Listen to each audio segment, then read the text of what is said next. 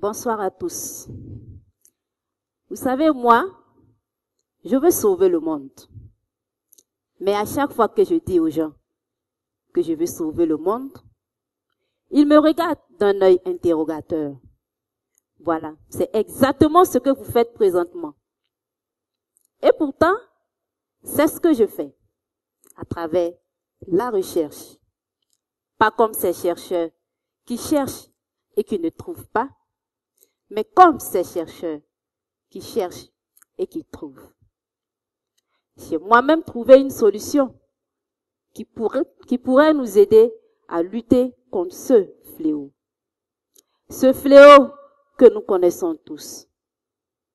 Ce fléau que nous subissons de jour en jour. Ce fléau qui sème la terreur et la désolation dans nos vies. Ce fléau, je vous dis, est en train de nous décimer à petit feu. Vous l'aurez sans doute deviné. Ce fléau, c'est le changement climatique. Car jamais, dans l'histoire de l'humanité, nous avons été autant frappés comme ces dernières années. Les inondations, à répétition d'ailleurs, et vous le savez bien. Les nombreuses sécheresses, les épidémies. Rappelez-vous, la dengue, l'Ebola et toutes ces maladies. Tous ces maux qui minent notre planète aujourd'hui ne sont rien d'autre que les conséquences du changement climatique, dont l'une des principales causes est la pollution de l'environnement. Entendez par là, pollution de l'eau, pollution de l'air, pollution du sol. Avec moi ce soir, on parlera de la pollution de l'air.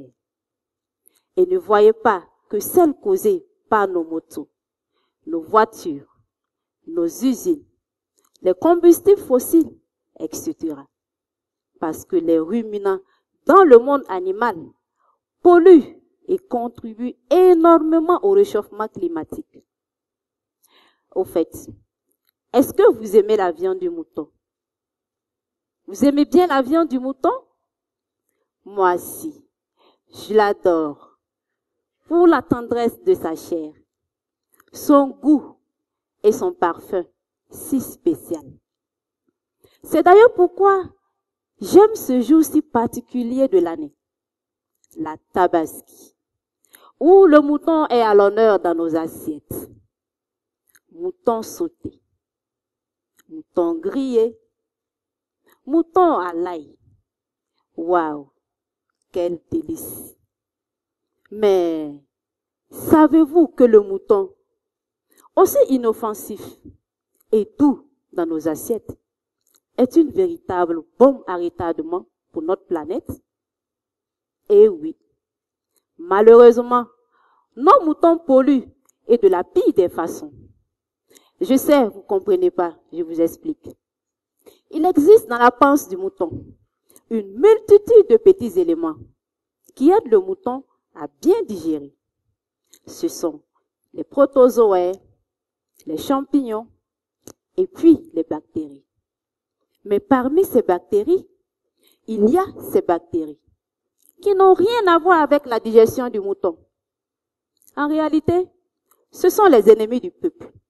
C'est pourquoi je les ai surnommés les petites bêtes. Car ce sont ces petites bêtes qui vont fermenter les aliments lors de la digestion du mouton afin de former des gaz qui seront par la suite libérés dans l'atmosphère lorsque le mouton rôte. J'ai bien envie de vous poser une question. Qui d'entre vous a déjà vu ou entendu un mouton rôter? Vous, madame, savez-vous que nos moutons rôtent? Et c'est pas que le mouton. Il y a la chèvre, le bœuf et tous les ruminants du monde entier. Je vous pose cette question parce que la dernière fois que j'ai dit à mon oncle, qui est même un éleveur, que ces ruminants rôtent, mais il était non seulement étonné, choqué et scandalisé à la fois. Parce qu'il se demandait, mais comment des ruminants pourraient rôter? Et je sais qu'aujourd'hui, il y a encore des gens, comme mon oncle, qui ignorent que nos ruminants rôtent. Mais je vous dis, ces rôtes sont dangereux. C'est des gaz à effet de serre. À cet effet, le dioxyde de carbone, communément appelé gaz carbonique, est le gaz à effet de serre le plus connu, comme étant le grand responsable des changements climatiques récents. Mais il y en a un autre, très dangereux et peut-être même le plus redoutable encore, le méthane, qui est l'un des gaz rotés par le mouton. Étrange, mais réel, car nos moutons rotent du méthane dans l'atmosphère. Cette bombe invisible va s'ajouter aux autres gaz nuisibles que nous avons dans l'environnement pour détruire petit à petit cette couche d'ozone qui nous protège des rayons solaires les plus nocifs. Vous me direz certainement que le mouton n'est pas le plus gros pollueur et que son méthane émis dans l'atmosphère n'est pas un véritable danger face aux quantités de gaz produites par l'homme. Détrompez-vous, car cela dépend du mode de production. Plus un animal est productif, plus il émet des gaz. Et vous n'êtes pas sans ignorer qu'avec l'explosion démographique, la demande en viande, en lait, a fortement augmenté. Ce qui sous-entend intensification de l'élevage, utilisation de moutons productifs et par conséquent, forte émission de gaz. Comment empêcher nos moutons de polluer l'environnement? Autrement dit, d'émettre ce méthane dans l'atmosphère. Dans tous les cas, il est quasiment impossible d'empêcher le mouton de rôter. C'est un phénomène naturel. C'est un peu comme vous et moi, quand on boit 2, 3 ou 4 bouteilles d'une boisson gazeuse. Au bout de 15 minutes, mais or, quoi de plus normal? Alors, si on ne peut pas empêcher le mouton de rôter, que faire? Alors, je vous dis que ces gaz sont très dangereux. Et pour vous montrer la dangerosité de ce gaz, je vous invite à une expérience. Une expérience que vous avez sans doute déjà vécue. Le paludisme. Vous voyez cette maladie qui est causée par un si petit moustique, l'anophèle. Et je vous dis, l'anophèle est comparable au méthane du mouton quand elle vous pique. Rien de grave. Vous grattez et puis vous vaquez à vos occupations. Vous allez au bureau, vous allez au marché, vous venez à tête X, vous rigolez, vous vous amusez. Rien de grave. 3 semaines après, vous avez mal à la tête. Vous êtes fatigué.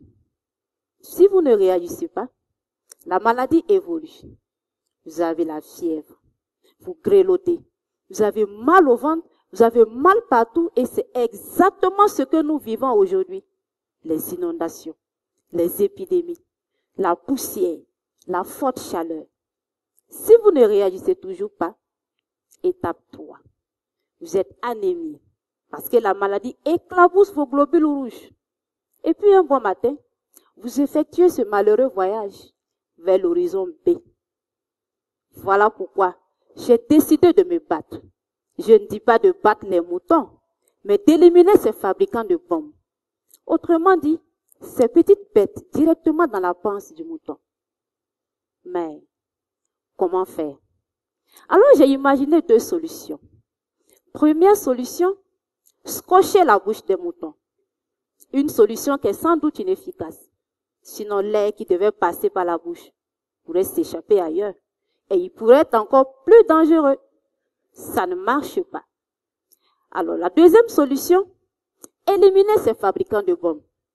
Autrement dit, ces petites bêtes, dans la panse du mouton en utilisant les produits pharmaceutiques. Là aussi, ça ne marche pas.